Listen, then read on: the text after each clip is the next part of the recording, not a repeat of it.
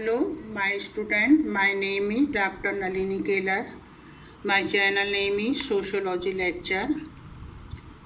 आज के वीडियो में मैं आप लोगों को ऑप्शनल पेपर भारतीय समाज संरचना और परिवर्तन को आरंभ कर रही हूँ, जिसके अंतर्गत आज हम पढ़ेंगे इंडेलॉजी क्या है, व्हाट इज़ द इंडेलॉजी।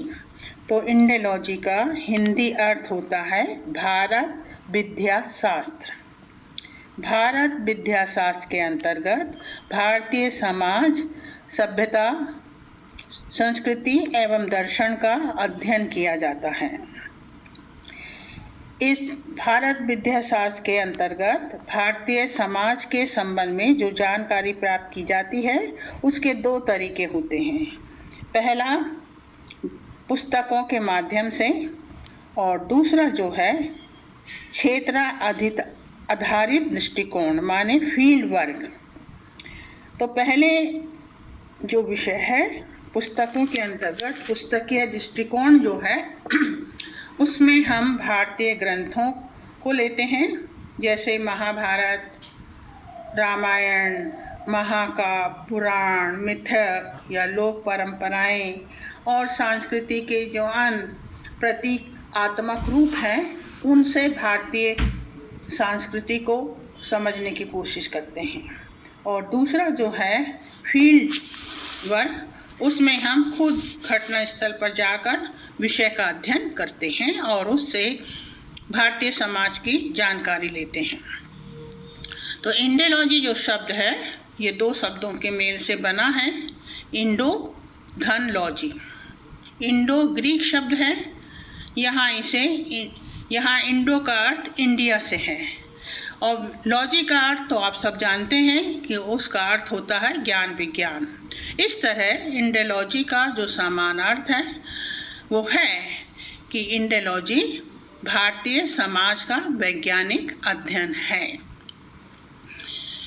अब इंडेलॉजी का आवश्यकता क्यों पड़ी, तो इसके दो कारण हैं। मैं यहाँ पर चित्र में आपको समझा देती हूँ कि यदि आपने वर्ल्ड नक्शा देखा है तो वर्ल्ड मैप में आप देखेंगे कि एक तरफ यूरोप है जिसे ओसिडेंटल कहते हैं, जिसके अंतर्गत सभी यूरोपीय देश आते हैं, और दूसरी तरफ ईस्ट है जो ओरिएंटलिस्ट कहलाता है, जिसके अंतर्गत एशियाई क्षेत्र आते हैं और एशियाई क्षेत्र में भारत, चीन, थाईलैंड, नेपाल, भूटान, मालदीव ये सब आते हैं।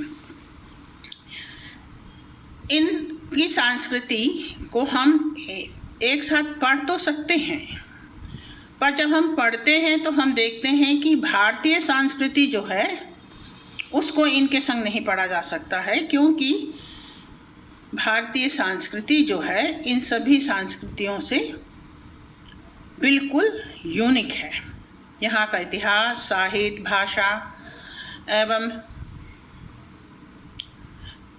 सामाजिक संरचना, सामाजिक प्रक्रिया एवं सामाजिक संगठन अन्य समाजों से अलग है।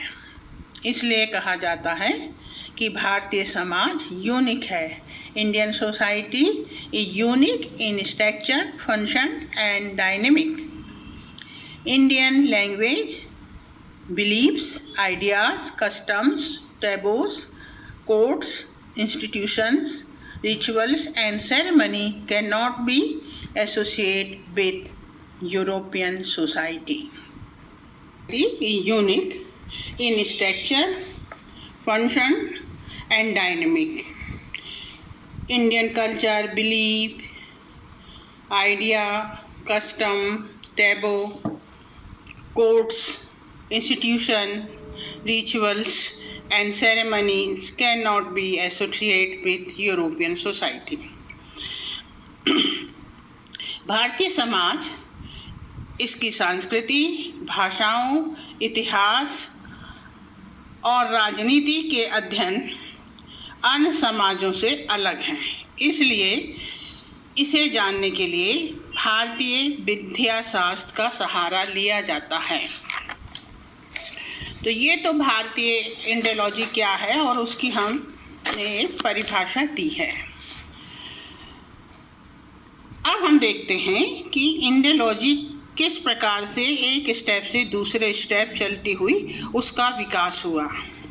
तो ऐतिहासिक परिप्रेक्ष्य को जब हम देखते हैं तो ये माना जाता है कि भारतीय सभ्यता और संस्कृति का ग्रीक, यूनानी एवं माया सभ्यता में यूरोपीय सभ्यता से घनिष्ठ संबंध है। इसका कारण क्या है? भारत में अनादिकाल से ही हम पाते हैं कि एशिया, प्रशिया, यूनान, अरब, फारसी एवं चीनी लोग आते जाते रहे। इसी संदर्भ में हम देखते हैं सिकंदर महान 326 ईसा पूर्व अपनी एक बड़ी सेना लेकर भारत आया था। उसने पाकिस्तान और अफगानिस्तान का इलाका अपने कब्जे में कर लिया था और मगध साम्राज्य तक पहुंच गया था।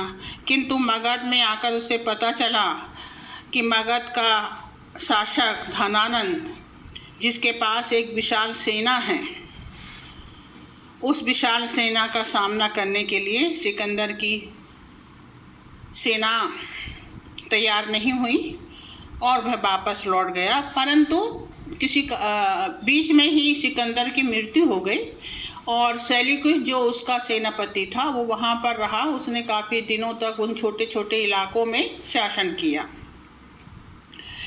इसके बाद पहले ही इतिहास में यह स्पष्ट होता है कि इससे पहले 350 ईसा पूर्व से 250 ईसा पूर्व मेगस्थनी नामक एक खोजी भारत आया था और उसने भारत की सभ्यता के ऊपर इंडिका नाम की एक पुस्तक लिखी थी, जिसमें उसने भारतीय सामाजिक व्यवस्था, मुख्य रूप से जाति व्यवस्था का विहत वर्णन किया था। किंतु मेगस्थनीज के पहले ही कौटिल्य का अर्थशास्त्र लिखा गया था और उससे भी हमें भारतीय सामाजिक व्यवस्था की काफ़ी जानकारी प्राप्त होती है। इसके उपरांत जो एक ईरानी इतिहासकार था वह भारत आया और उसने तहकीक-ए-हिंद नामक पुस्तक लिखी, जिसमें उसने भारतीय समाज का विकसित बृहद वर्णन किया था। अल-बदाउनी को भारत विद्या शास्त्र का जनक कहा जाता। माने उसने इतने अच्छे से भारत की सामाजिक व्यवस्था का, संस्कृति और सभ्यता का वर्णन किया कि उसे भारत विद्या शास्त्र का जनक मान लिया गया। इसके बाद का जो इतिहास है वो आता है औपनिवेशिक शासन काल में। जब प्लासी का युद्ध हुआ उसके बाद ब्रिटिश शासन की स्थापना होने लगी और ब्रिटिश ने ये महसूस किया कि यदि हमें भारत में शासन करना है तो इसके लिए हमें भारतीय समाज की, भारतीय संस्कृति सभ्यता की, यहाँ के लोगों के बीच में किस प्रकार के आर्थिक संबंध हैं, किस प्रकार की लोगों में आपस में संबंधों की व्यवस्था है, इसको जानना जरूरी होगा। अतः इसके लिए उन्होंने जो नीति अपनाई वो थी कि भारतीय दर्शन को, भारतीय सभ्यता को, भारत की सामाजिक संगठन को, उसके रीति रिवाजों को किस प्रकार से जाना जाए। उन्होंने दो व्यक्तियों का इसमें सहारा लिया। एक तो था मैक्स मूलर और दूसरा था sir William Jones. William Jones एक वकील होके भारत आए थे, किंतु उनका भारतीय दर्शन में, भारतीय सभ्यता में काफ़ी रुचि थी, तो उन्होंने संस्कृत भाषा का ज्ञान प्राप्त किया। मैक्स मूलर एक संस्कृत विद्वान थे। उन्होंने औपनिवेशिक शासन में सीक्रेट बुक्स ऑफ ईस्ट की रचना की, क्योंकि ब्रिटिश शासन ने उन्हें डिप्यूटेट किया था कि वो भारतीय दर्शन के उसकी जो धार्मिक किताबें हैं उनका अनुवाद करें।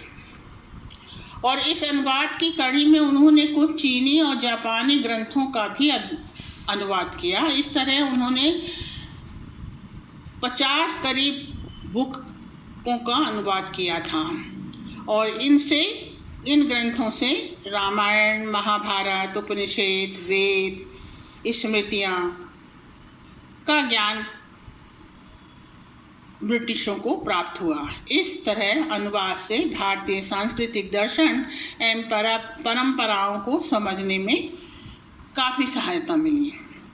और दूसरे जो थे विलियम जोन्स, जैसा मैंने बताया इन्होंने संस्कृत भाषा का अध्ययन किया और 1784 में बंगाल में एशियाटिक सोसाइटी की स्थापना की, जिसमें संस्कृत और इंडोलॉजी 2 विभाग खोले गए। यहाँ पर भारतीय इतिहास, पुरातत्व एवं विधि शास्त्र की नींव पड़ी। यूरोप में सर विलियम जोन्स को भारतीय इंडोलॉजिस्ट के नाम से पुकारा जाता था, क्योंकि इन्होंने भारतीय भाषाओं का अध्ययन तो किया ही, साथ ही इन्होंने संस्कृत भाषा की स्थापित यूरोप में किया है।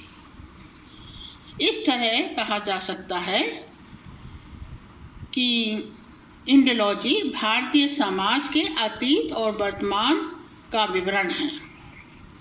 भारतीय परंपरा, मूल्य, आदर्श एवं भारतीय संरचना, संगठन, सामाजिक प्रक्रियाओं की खोज हेतु जिन साधनों का प्रयोग किया जाता है उसे इंडोलॉजी कहा जाता है।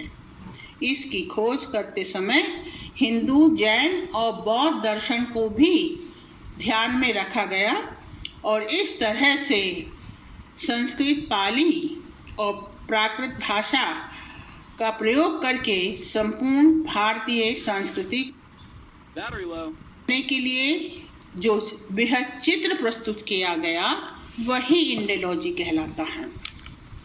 इसका श्रेय मैक्स मुलर और सर विलियम जोन्स को जाता है, जिन्होंने इस कार्य में महत्वपूर्ण योगदान दिया। सर विलियम जोन्स का मत था कि भारतीय इतिहास का प्राचीन काल स्वर्ण काल था और मध्यकाल अंधकार में है। यदि भारत को अपना आधुनिक काल स्वर्ण में बनाना है तो भारत को पुनर्जागरण के लिए ब्रिटिश शासन के ज्ञान से मिलकर बौद्धिक आंदोलन चलाना होगा। यही बौद्धिक आंदोलन इंडोलॉजी के नाम से जाना जाता है। तो इस तरीके से स्टेप बाय स्टेप इतिहासकारों से और कुछ यात्री जो कि भारत में समय समय पर आए और ब्रिटिश शासन काल ने अपनी आवश्यकता को पूरा करने के लिए जिस तरीके को अपनाया वही इंडोलॉजी है। और इंडोलॉजी को स्वतंत्रता के बाद डॉक्टर घुरे, डॉक्टर देसाई, डॉक्टर निवास, इन सब ने मिलकर एक नई दिशा प्रदान की। तो इस तरह से इंडोलॉजी भारतीय समाज का एक अध्ययन करने का एक परिप्रेक्ष्य है, जो कि मानता है कि भारतीय दर्शन, विचार और मनोवैज्ञानिक संरचना किस प्रकार से वेस्ट से पूरी तरह से भिन्न है। भारत की संस्कृति अन्य संस्कृति से पूरी तरह से अलग है, यूनिक है। इसीलिए भारतीय संस्कृति को इंडोलॉजी का प्रसारण करके उसको नए रूप में प्रस्तुत किया गया। अब मैं आपको यदि मेरा वीडियो अच्छा लगे तो आप इसको लाइक कीजिए, शेयर कीजिए, सब्सक्राइब कीजिए, कमेंट्स कीजिए, और यदि किसी प्रकार से आपको समझ में नहीं आया है तो मुझको कमेंट्स में बताइए ताकि मैं आपको उसका उत्तर दे सकूं। जो पीडी क्वेश्चन होंगे वो मैं गूगल ड्राइव में डाल दूंगी, जिसका लिंक आपको मिल जाएगा।